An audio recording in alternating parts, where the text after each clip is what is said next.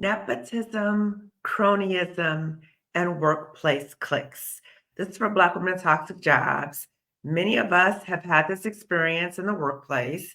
So, if you're trying to make logical sense about maybe why you're not advancing in your career or why certain things are happening to you in the workplace, listen to this video because this might give you some tips or some understanding about what's going on in the workplace. If you don't know me already, I'm Dr. Kamani. I'm a licensed clinical psychologist, a toxic job survivor, and more importantly, I'm a toxic job liberator for Black women. So I am inspired to do this video for two reasons. One is as I've been working with Marissa Price, we're co-hosting the Job Liberation Virtual Summit for Black women. If you haven't already gotten your ticket, please do so. That is in the link of the description section. So the link's right there. You can register May 18th and 19th. So as I've been working on this with Marissa, a lot of different memories about the previous toxic job that I resigned from keep coming up. So part of my healing is to be able to talk about it in real time so that you are bearing witness to me healing, as Glamazini says, out loud. So I'm healing out loud. I am processing what happened to me, getting this toxin out of my system in the hopes that it will also help you understand things a little bit better and maybe some lessons learned about things that I've gone through. So inspired from that experience, but also I recently saw a video by Jenny Clark, who is a Black woman who has extensive history in the business world. So I will put her video in the description section as well. So her video was called Favoritism, Nepotism, and Legacy Employees. So again, if you're trying to make logical sense about why you're not advancing, or this is the one that used to get me, how in the world did a certain person or certain people get promoted or certain positions when they weren't qualified? So that's the root of, again, it's not going to make logical sense. So when you keep trying to figure out something that doesn't make logical sense, it might be an issue of nepotism, cronyism, and workplace cliques.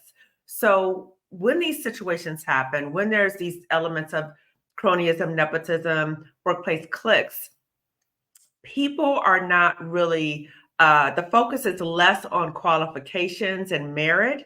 It's more so based upon who you know, who you're connected to. And this is something that Jenny Clark raised in her video, that it may be the people who, like the workplace bully or the people in position of power, they like to have people who around them who make them feel good, who help them feel secure, and who do not point out their shortcomings or their failings. And these are also people who will really protect and really advocate for the person in power, the workplace bully, or whoever that is. They will advocate and preserve that person's interests, right? So it really, it's like they have this insular team around them, and nobody's really telling that person the truth because they know that they've gotten these positions based upon, them kind of, acting a certain way around this person. And a lot of times these people know that deep down they know they're not qualified for the position, but they're happy to have the position because they know they're not qualified. But what might happen is that they might start engaging in behaviors because of their insecurity. So becoming very threatened by other people who might highlight or emphasize or even show to themselves that they're not competent, or they might feel that other people might see that they're incompetent as well. So this is a really insidious situation, and it might be hard to pinpoint. But when you start looking at things and you're like, this does not make any sense, then it might relate to things like this. And the danger of this is not only it really undermines morale of employees because they're saying, wait a minute, it doesn't matter how hard I work. It doesn't matter how qualified I am. I will never, advance. But then you have people who allow certain things to happen within the workplace, and they're not calling the people out in power because, again, they're indebted to these people. So it's not a good situation to be in the workplace. I want to give you story time. Okay. So I'd already talked to you about how, again, the focus might be more so on this person makes me feel comfortable. This person doesn't challenge me. This person, really preserves my interest in the company, not really the best interest of what is needed for the company. And again, it's less so focused on that person's qualifications, merit. You might see so many times how people who are more qualified, might even be you, more qualified for a position, but you are just not getting the position, being passed over for promotion, promotion, promotion. I've heard of that so many times with the Black women that I work with. So brief story time. And this is how I know that when you're behind the scenes and you're able to see what's behind the scenes, you're like, oh, okay, I get it. I get it. So in the job that I was in, the previous toxic job that I was in, the workplace bully had her clique. And these were people that she was connected to who were actually, like, she used to say that they were her neighbors. So she was connected to these people and she would create positions for them. So create positions for them, even though they didn't have the qualifications, but create these systems or these positions and continue to promote them. So what was really interesting, so not only did I see that, and many other people within that unit saw that as well, but I was able to see how it even works with the promotion process. So even if people say, well, we have, an equitable process of evaluating candidates and all that kind of stuff.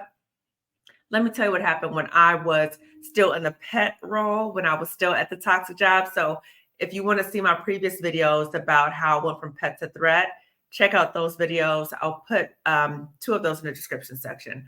But when I was still in the pet role, when I was still noted as the team player, right? So I was a part of a group of people who would be on an interview panel. So, interviewing staff about different positions, promotions. And I remember this distinctly because this was like a real tip off for me. So we're in the debriefing meeting. So the interviews are already over. We're all in the room. So all of us who've done the interviews for the candidates, we're all in the room. And so it was supposed to be based upon like numbers, like if you got a certain cutoff and then taking the top percentage of people who got in a certain area. So one of the workplace bully's friends and this person who she also promoted and created a position for. So he's in the room. And so one of their buddies, their neighbors, was one of the candidates who was in the interview pool. And she did not do well during the interview at all. And the man was there, who again, the workplace bully's friend was there, and he was like trying to advocate for this friend. Now, again, we're going by numbers. We're talking about how everybody did, but he's still trying to advocate for her. Like, well, is it possible? Or, like trying to move the numbers. And I was like, no, she did horrible during the interview. No, we're not going to.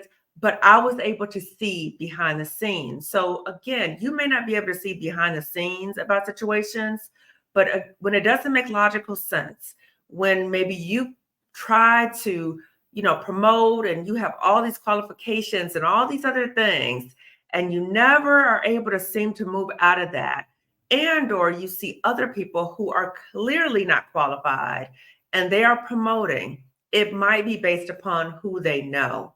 It may not be on their merit or qualifications. It might be something else. And I think I'm going to do another video at another point about when you're in the workplace, there are times that you don't understand things or it doesn't add up because you don't know the relationships that people have with one another. And sometimes it could be inappropriate relationships. It could be any type of relationship, but they are getting favor because of these relationships. So keep that in mind. And when you see or when you notice or when you hear about that happening, that is an example of an environment that is toxic. So when I talk about the toxic work environment, it's not just 1 or 2 people, it's the whole system, because more than likely, other people, not just you and the people that know about what's going on. The system knows what's going on. And there's no checks and balances, these things are allowed to continue. So that's how the system is toxic. If you recognize you're in a toxic system, it might be this, it might be other things.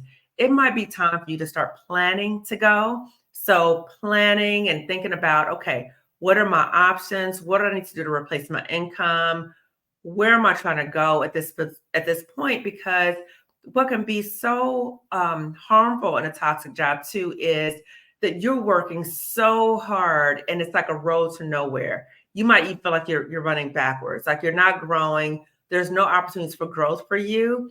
Be aware of that and don't try to like work even harder to get that attention because again, if there's this cronyism, nepotism, and workplace cliques, it doesn't matter how hard you work.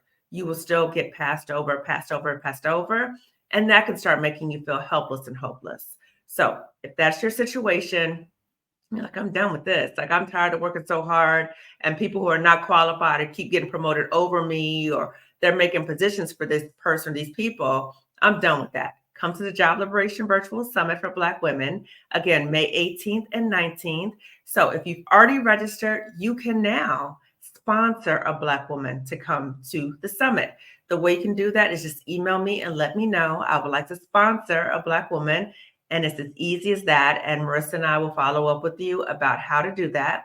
If you want to come to the summit, but you have concerns about people knowing that you're going to be there, no one will know. Your name will not be listed anywhere. Your face won't be on camera, just the summit speakers. So you will be coming to get prepared, to get ready to go based upon when you want to go. So how to replace your income, how to address those roadblocks, those mental roadblocks that keep you at a toxic job, and also what to do about your health insurance, your life insurance, your retirement, and so much more. And you'll be learning this from other Black women who were able to leave situations, a job situation, and they're doing well. Okay. So again, Job Liberation Virtual Summit for Black women. If you are in a situation, again, doesn't make logical sense at your job, and you are peeping that it's probably nepotism, cronyism, or workplace cliques, just make your move, okay? Start preparing for yourself so that you can get to a situation, a professional situation where you don't have to deal with that nonsense because it's ridiculous, okay? So please share this video with 2 other Black women. Also, if you haven't already subscribed to my channel, please do so. Turn the notification bell so you will know when I go live or I upload another video. And please give this video a thumbs up. Okay, see you later. So remember, when you see this stuff, it's like running rampant. And you might even see not only in your department, you might see it in other departments as well. And you'll see, wait a minute, how did this person get this position? You might be in meetings sometimes and you look like, how in the world did this person get this position? Which is such an insult to injury because probably you've worked so hard to get where you are. And you probably really take, your work and your work ethic. You probably really value what you do.